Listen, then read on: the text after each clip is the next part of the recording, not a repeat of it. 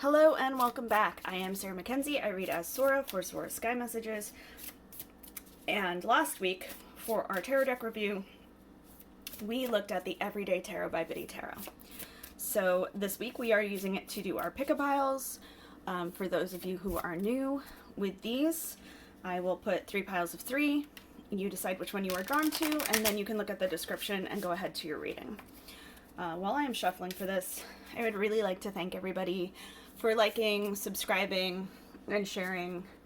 I have been doing these tarot deck reviews and pick-a-pile readings for over a year now, and it has helped at least a few people find the deck that really works for them. So I'm really excited about it because it's kind of my passion project. My life's work is really doing the readings, also the tarot deck and tarot journal that I've been working on. Well, the journal we have out, the deck we're working on with Killer Pancake Illustration. The videos of the tarot deck reviews to help people find their tarot deck is really more of a passion project for me, and I really appreciate your help with all of those things. If you would like your own reading, please head over to my website. I offer remote readings as well as readings here in Pittsburgh. If you do not see a date or time, or even place if you're in the Pittsburgh area, that works for you, please just send me an email and we will figure something out. For videos like this and bonus videos, 2 days early, secret menu, discounts, that sort of thing, please head over to the Patreon. And let's get started. We have pile number 1. Pile number 2, and pile number 3. I am going to ask you to take a deep breath. Pause the video if you need to. Decide which pile you are most drawn to. Again, they are 1, 2, and 3. And come back when you're ready. I'm going to start with pile number 1.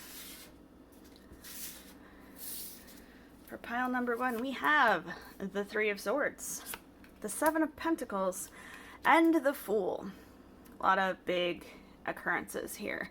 The 3 of Swords is a rough one because it does speak to things like heartbreak and disappointment, but it can also be about hurt feelings. The purpose of the 3 of Swords is to call our attention to where we are in pain. Sometimes it's very obvious, and sometimes we know, but we don't want to handle it. This card asks us to look at it so we can heal. It is a card of processing. It is a card of moving through the emotions so that you can get past them and get to a better place. The 7 of Pentacles is a card of growth. It asks you what it is you are focusing on. It tells you not to worry because you're starting to see growth. Maybe you've been working on something for a very long time, and you may even be a little bit ready to give up. Normally I don't see that in the 7 of Pentacles, but when you pair it with the 3 of Swords, those hurt feelings can be growth not happening as quickly as you would like. It can be feeling like the things that you are pouring your energy into aren't giving you results. The great thing with the 7 is that is usually when you start to see those results. And maybe you're not as far along as you want. You know, you're not ready to really collect on anything, but you can stop going back and forth between wanting to give up and that hope, and really know that you're on the right path. So there's some soul searching here, but there is also some finding the bright side, some turning around.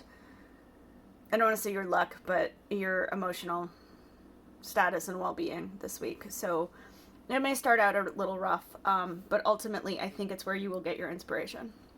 And then we have the Fool. Blank slates, new beginnings, perfect after the 3 of Swords. Because the thing about the Fool is it's not that he carries nothing with him, maybe on his first journey, but subsequent reinventions of himself, he is bringing along knowledge. He is not, however, bringing along baggage. You see, this little sack, that's all he's got. He is not waiting around. He has done all of that processing. All he is taking with him is the lessons. And you can even see the way these are done. That flower is like one of these flowers. He's only taking the progress. He's leaving the hurt feelings in the past, and he's going to really go for something new and exciting. So good luck. I am moving on to pile number 2. We have the Four of Swords, the Queen of Cups, and the Nine of Wands. We are almost coming out of hibernation with this one. So the Four of Swords is a wonderful card. There are no good or bad cards in the tarot, and they all have their importance, but the Four is a card of relaxation, rest, but also recovery. This is where we have our moment of calm and quiet and can really start moving forward, really start doing things and getting excited about things again, which is good when we come to the Queen of Cups, because she is all about emotions. She is very in her emotions. Seeing this after that time of healing, though, and this is why I'm talking about coming out of hibernation, seeing this has less of an overwhelm and more of a celebratory and acceptance. The Queen is compassionate, she's empathetic, she's intuitive, and when you've been able to rest and recover and let your heart heal, it is much easier for your emotions to reflect that and for you to be in a place of understanding both others and yourself. You can start to move forward emotionally and really get back into the space where you're doing more of what you want.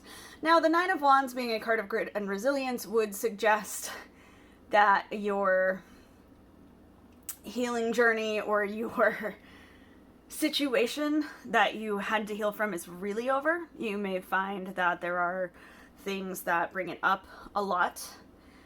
This asks you to hold on a little bit longer and really hold on to the idea that you have learned your lesson. You are absolutely allowed to carry around those scars, but to recognize that these are not still wounds, and that as you continue down your path, new situations will be just that, new situations. So you don't get pulled into something else. I love the Nine of Wands in this context because we're coming out of such a calm time and then moving into such an intense energy that it really feels like as long as you can contain it from burnout, that's the only thing with the intensity of the wands, you will find that what comes down the road is really special. Good luck. I am going to move to our last pile, pile number 3. We have the World, the Devil, and the Five of Cups. So the World is a card of accomplishment, but it is a card of endings. It's kind of the ultimate ending, giving it that it's the major arcana. And the World represents the Fool finishing up his journey. Now, the Fool shows up again next because we're always cycling, we're always learning, we're always continuing in our journey. But this whole spread, these cards, this message feel very bittersweet, because there's an accomplishment, but any kind of ending comes with the recognition that there are things that we are letting go of. It's okay to miss the things that we had to let go of to get where we needed to be. The Five of Cups very much reflects that loss and that knowing that now that you've gotten where you wanted to be, you almost have to let go of the person you were working on to get there. Sounds very dramatic, but endings, even the happiest ones, can be very hard because of that idea of letting go of things,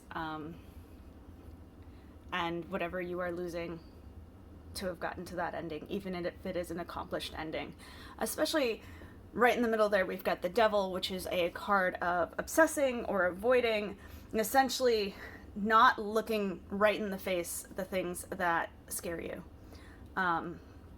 So this happens sometimes when you graduate. This can even happen with promotions. This is, I'm where I wanted to be. Do I actually deserve to be here? Do I belong here? And maybe even missing where you were. And that's totally natural. I do suggest that you sit down with it, whether it's journaling, meditation, and kind of actively working with that. But you do deserve to be where you're at. Good luck.